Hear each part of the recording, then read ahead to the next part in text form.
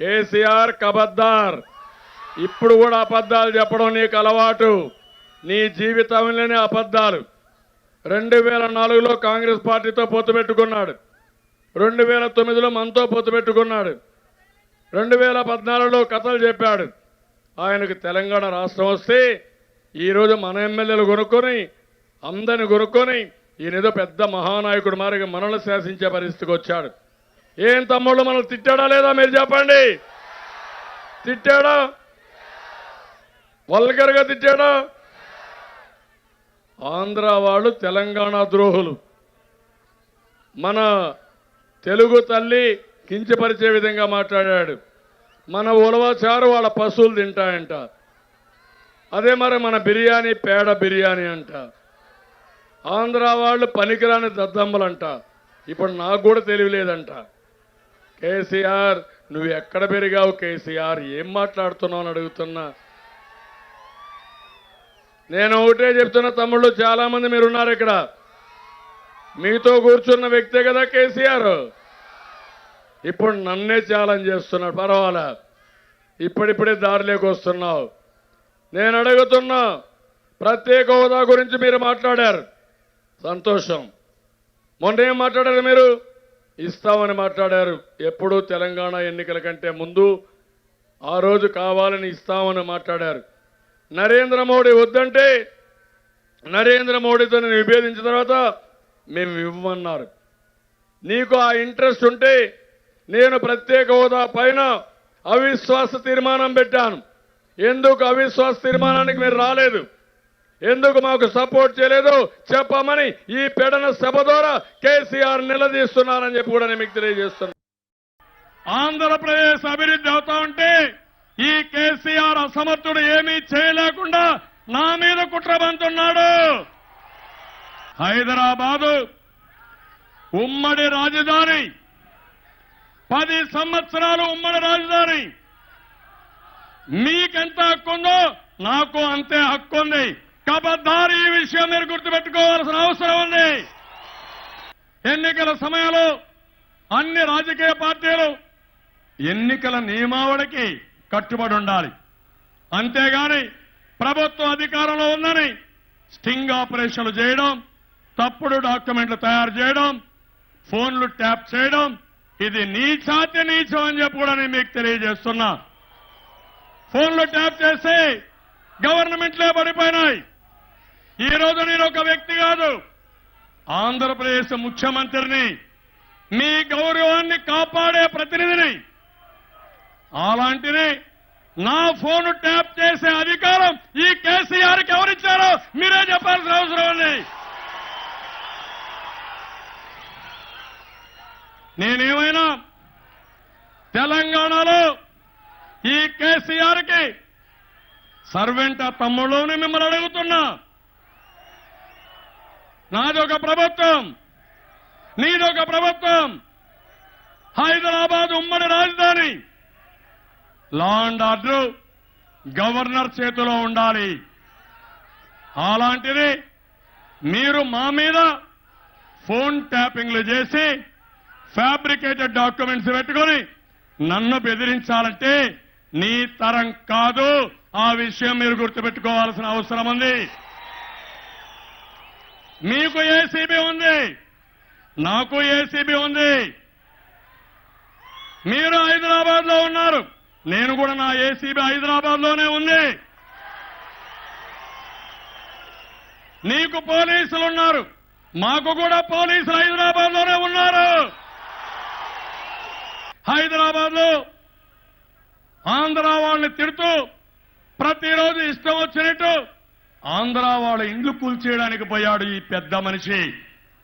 నేను అడుగుతున్నా, మా ఫోన్లు ట్యాప్ చేసినప్పుడు సెక్షన్ 8 ఉంటే, అధికారాలు గవర్నర్కు ఉంటే, మా మీద పెత్తనం చెలాయించడానికి మీరెవరని నేను అడుగుతున్నా.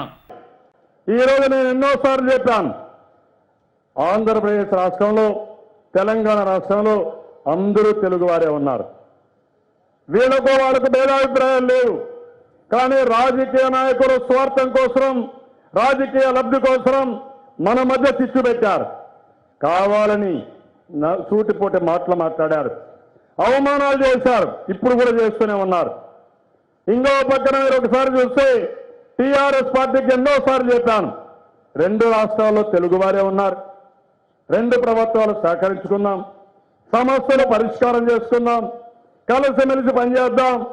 రాజకీయాలు వేరే, ప్రభుత్వాలు వేరే, రాష్ట్రంలో ఉండే ప్రజానీకం ఒకటే. ఆ విషయం మీరు గుర్తుపెట్టుకోండి. మనం రాజకీయంగా పోరాడదాం. తెలంగాణలో తెలుగుదేశం పార్టీ ఉంది, ఆంధ్రప్రదేశ్లో తెలుగుదేశం పార్టీ ఉంది. ఇక్కడ మనం అధికారంలో ఉన్నాం, అక్కడ ప్రతిపక్షంలో నేనంటే తెలుగుదేశం పార్టీ ఇక్కడ ఉండకూడదని కక్షగట్టి పనిచేస్తారు. ఇది ఎక్కడ న్యాయం మీరే ఆలోచించుకోవాల్సిన అవసరం ఉంది. మొన్నటి వరకు కరెంటు కావాలన్నారు, నేను కరెంటు ఇస్తాను, చట్ట ప్రకారం పనిచేస్తానంటే ఇప్పుడు మాకు కరెంటు వద్దంటారు. అంటే ఇష్టానుసారంగా ప్రవర్తించి నన్ను కూడా బ్లాక్మెయిల్ చేయాలని నిన్న జరిగిన సంఘటనలో ఆ హోమ్ మినిస్టర్ మాట్లాడతాడు, నా మీద కూడా కేసు పెడతామని. నేను ఒకటే చెప్తున్నా, నీతికి నిజాయితీకి మారు పేరు తెలుగుదేశం పార్టీ. 30 సంవత్సరాలుగా ఒక పద్ధతి ప్రకారం రాజకీయం చేశా. మీ మారిగా తప్పుడు రాజకీయాలు నేను ఎప్పుడూ చేయలేదు. మీకు ధైర్యం ఉంటే మీ ముఖ్యమంత్రి పైన కేసు పెట్టాలి. నా ఎమ్మెల్యేని తీసుకొని మీ క్యాబినెట్లో ఎత్త పెట్టుకున్నారని ముందు రోజు నా ఎమ్మెల్యేని తీసుకుపోయి ఇంట్లో పెట్టుకొని ఏమి చేశారో మీరే చెప్పాలి. తర్వాత ఎస్కాట్ పోలీస్ ఆఫీసర్లు పెట్టి ఇంటి దగ్గర కూడా పోలీసులు పెట్టి ఆయనకు ప్రొటెక్షన్ ఇచ్చారంటే నీతి మాలిన చర్య మీరు చేశారు తప్ప నా జీవితంలో ఎప్పుడూ చేయనని చెప్పి కూడా మీకు తెలియజేస్తున్నా. అలాంటి ఉంటే ఇక్కడ ఒక మహానాయకుడు, వైఎస్ఆర్ కాంగ్రెస్ నాయకుడు, మా ఎమ్మెల్యేలు 5 మంది పోయారు, కాంగ్రెస్ వాళ్ళు కొన్నారు, వీళ్ళ మనుషులు 2 కొన్నారు, ఒక్కడు మిగిలాడు. ఆ ఒక్కడిని తీసి ఆయనకు అప్పచెప్పారు, ఓటీపీ ఇచ్చారు. ఇది ఎక్కడ న్యాయం అని మిమ్మల్ని అడుగుతున్నా. ఈయన పోరాడింది సమైక్య ఆంధ్రప్రదేశ్ కోసం. అనునిత్యం తిట్టేది కేసీఆర్, తెలుగు వారిని బాధ పెట్టేదిగా సూటెమటి మాటలు. నేను ఆ విషయం అడిగాను. హైదరాబాద్ నేనే అభివృద్ధి చేశాను, తెలంగాణను మేమే అభివృద్ధి చేశాం. నీ కోసరం కాదు, తెలంగాణ ప్రజల కోసం చేశాం. ఎన్టీఆర్ చేశాడు, తర్వాత నేను చేశాను. ఈరోజు తెలంగాణలో తెలుగుదేశం పార్టీ ఉంటుంది. ఎవరైతే బడుగు బలహీన వర్గాలకు రాజ్యాధికారం ఇచ్చాం, నేను సంపద సృష్టించాను. ఈ సంపద పేదవాళ్ళకు తీసుకుపోవడం, మీరు దుర్వినియోగం చేస్తే పోరాడడం మా బాధ్యత. నేను ఉంటానంటే దానిపైన నా మీద కూడా ఖర్చు కట్టి మాట్లాడుతున్నాడు ఒక ముఖ్యమంత్రిని కూడా లెక్క లేకుండా. వీటికి నేను భయపడను, మీకు తెలుసు. ఒకటే గుర్తుపెట్టుకోవాలి, బుల్లెట్ లాగా దూసకపోతాను తప్ప ఎవ్వరికి భయపడే సమస్య లేదు. తెలుగు జాతి కోసం పనిచేస్తాను, తెలుగు వాళ్ళ కోసం పనిచేస్తాను. మళ్ళీ ఆంధ్రప్రదేశ్ రాష్ట్రంలో తెలంగాణలో తెలుగు వారిని కలుపుతాను. నువ్వేదో తాటాకు చెప్పులకు కుందేళ్లు భయపడవు తమ్ముళ్ళు, గుర్తుపెట్టుకోండి. ఆ విషయం గుర్తుపెట్టుకోవాల్సిన అవసరం ఉంది. చరిత్రహీనులు కొంతమంది తయారయ్యారు. ఎవరైతే నిన్నటి వరకు సమైక్యం గురించి మాట్లాడిన వాళ్ళు, మీ ఎమ్మెల్యేలు కొంటే కూడా నువ్వు పోరాడకుండా మళ్ళీ అతడు ఒక ఎమ్మెల్యే దగ్గర ఓటీపిచ్చావంటే, నువ్వు నన్ను గురించి మాట్లాడుతున్నావంటే 16 కేసుల్లో నిందితుడు నా అవినీతి గురించి మాట్లాడతాడు. నిప్పులాగా బ్రతిక జీవితాంతం బ్రతకతా. నా ఆలోచన, నా ధ్యేయం ఒకటే, పేదవాళ్ళకు న్యాయం జరగాలి, సమర్థవంతమైన పాలన ఇవ్వాలి. భారతదేశంలోని నెంబర్ 1 రాష్ట్రంగా ఆంధ్రప్రదేశ్ తయారు కావాలి. అది నా ఆశ, అది నా ఆలోచన. ఇది సాధించే వరకు రాజీ ఉండదని చెప్పి కూడా నేను మీకు తెలియ